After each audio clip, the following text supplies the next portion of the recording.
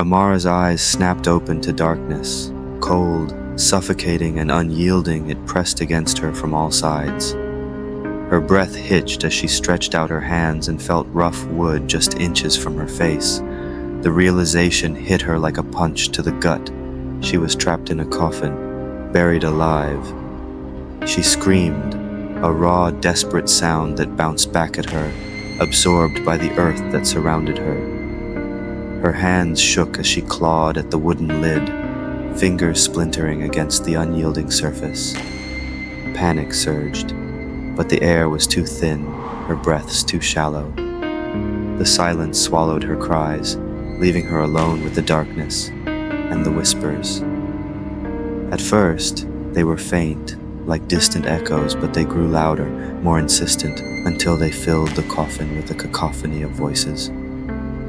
Amara, Amara, you can't escape. You deserve this.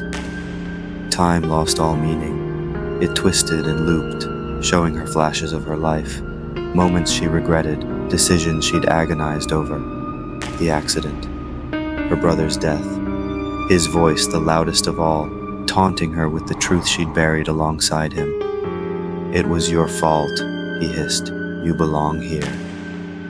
Desperation clawed at her chest, but so did something else. Defiance. She pushed back against the whispers, braced her feet against the coffin's base, and kicked with all her strength. The wood groaned under the pressure, but didn't give. She kicked again, harder this time, until a small crack formed. Dirt began to pour in, cold and suffocating. But then the coffin shifted, as if alive, tightening its grip on her. The whispers grew into a roar, blending into a singular, malicious entity that laughed at her struggle. The coffin itself seemed to breathe, closing in, pulling her deeper. Stop fighting, it growled, the voice now a blend of all those she'd wronged. Her brother, her parents, her friends. You'll never escape. This is your fate. Amara's vision blurred as the dirt filled her mouth and nose, but she kept clawing at the earth. Suddenly the coffin seemed to change shape around her, the wood warping and twisting. She found herself in her childhood bedroom, her brother's room just down the hall. But something was wrong. The walls oozed with darkness, and the door to his room was ajar, a pale hand beckoning her closer. This isn't real, she told herself, but the smell of her brother's cologne, the soft creak of the floorboards, they felt too real, too vivid to dismiss. She moved toward the door, unable to stop herself, as the coffin's voice whispered, "Come, Amara. It's time." The door swung open, revealing not her brother's room, but a gaping maw of earth. She was back in the coffin, dirt pouring in faster now. The walls closed in, tighter and tighter, until she could barely move. She tried to scream, but the dirt choked her, the cold earth pressing down, burying her alive once more. Then she saw it, a flash of light. Hope surged as she clawed toward it, the coffin creaking around her as if reluctant to let her go.